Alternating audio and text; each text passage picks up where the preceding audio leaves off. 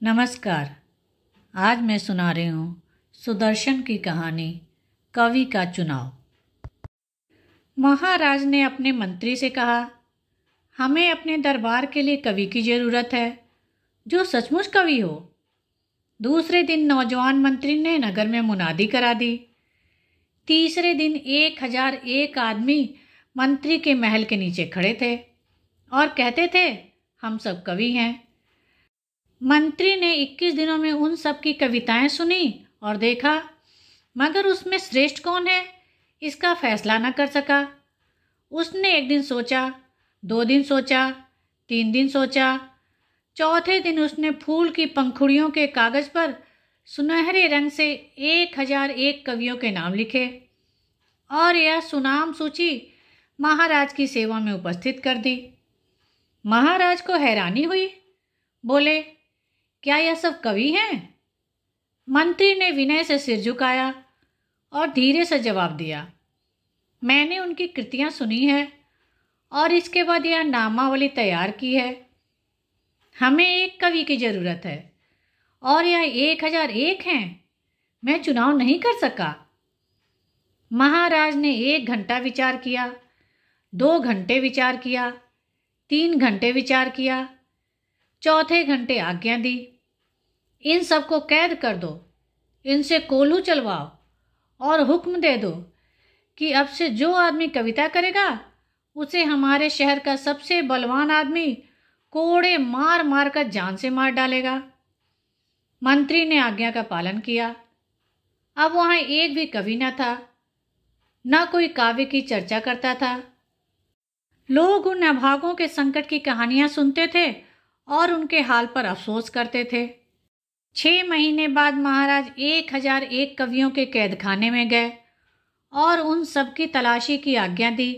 1001 कवियों में से 101 ऐसे निकले जिन्होंने बंदीगृह की कड़ी यातनाओं के बीच रहते हुए भी रात के समय जाग जाग कर पहरेदारों से छुप छुपा कर कविता की थी और यह न सोचा था कि अगर महाराज को उनके इस अपराध का पता लग जाएगा तो उनको कितना क्रोध होगा और इस राज्य का सबसे बलवान आदमी उन्हें कोड़े मार मार कर जान से मार डालेगा। महाराज ने अपने मंत्री से कहा, तुमने देखा, यह 900 आदमी कवि न थे, नाम के भूखे थे। इनको 6-6 महीने की तनख्वाह देकर विदा कर दो और यह 101 आदमी किसी हद तक कवि हैं। इनको रहने के लिए हमारा मोर महल दे दो और देखो इन्हें किसी तरह की तकलीफ न हो। मंत्री ने ऐसा ही किया। अब यह कवि अच्छे कपड़े पहनते थे, अच्छा भोजन खाते थे और रात दिन रास रंग में लीन रहते थे।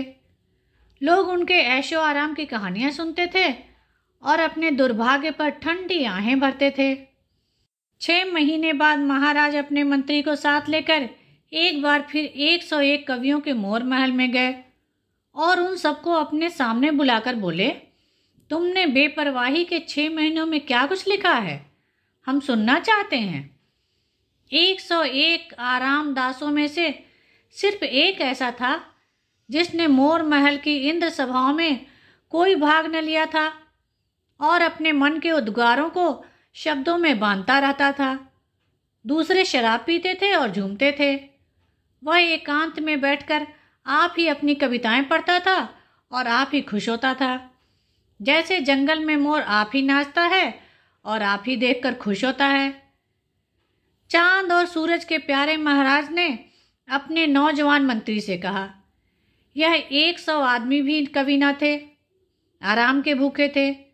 जब यह कैद थे, इनकी आंखें अपनी दुर्दशा पर रोती थी और चूंकि उस वक्त इनका जीवन की बहारों से खाली था, इसलिए उन दिनों इन्हें अपना जीवन प्यारा न था।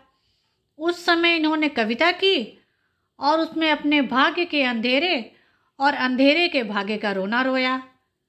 मगर जब वे दिन बीत गए और जब वे काली घड़ियां गुजर गईं, तो इन्हें काव्य और कल्पना की कला भी भूल गई। यह दुख के दिनों के कवि हैं, सुख के समय के कलाकार नहीं। इनको धक्के देकर महल से बाहर निकाल दो। इसके बाद महाराज ने उस साधु स्वभाव बेपरवाह आदमी की तरफ इशारा करके कहा, यह सच्चा कवि है, जिसके लिए दुख और सुख दोनों एक बराबर हैं। यह दुख की रात में भी कविता करता है और सुख के प्रभात में भी कविता करता है। यह मौत के काले रास्ते पर भी कविता करता है और जीवन की सुंदर घाटियों में भी कविता करता है। यह इसका स्वभाव है, यह इसका जीवन है, यह इसके बिना नहीं रह सकता। यह सच्चा कवि है। यह 1001 कंकड़ों में हीरा है। हमने इसे आज से अपने दरबार का कवि नियत किया है। हम इसे मुंह मांगी तनख्वाह देंगे।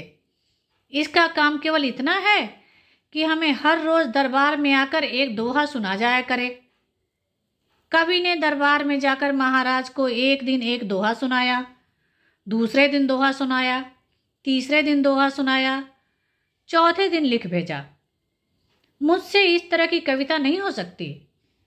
मैं उद्गारों का कवि हूं, किसी की मर्जी का गुलाम नहीं। मंत्री ने कहा, यह आदमी कितना अभागा है। मगर महाराज ने कहा, नहीं, यह अभागा नहीं, यह कवि है। अगर आज तेरा पिता, मेरा पहला मंत्री जीवित होता तो साहित्य मंदिर के इस पुजारी के पांव पकड़ लेता। यह आज़ाद है, यह आज़ादी की कविता करता है। जो गुलाम होगा वह गुलामी की कविता करेगा। यह आदमी दरबार में आए या न आए, इसकी तनख्वाह हमेशा इसके घर पहुंचती रहे। ऐसे उच्च कोटि के कलाकार का भूखा रहना मेरे राज्य का सबसे बड़ा अपमान है। नौजवान मंत्री की आंखें खुल गई। धन्यवाद। मेरे चैनल को लाइक करें, शेयर करें और सब्सक्राइब करें, जिससे सभी कहानियाँ आपको समय पर मिल जाएं।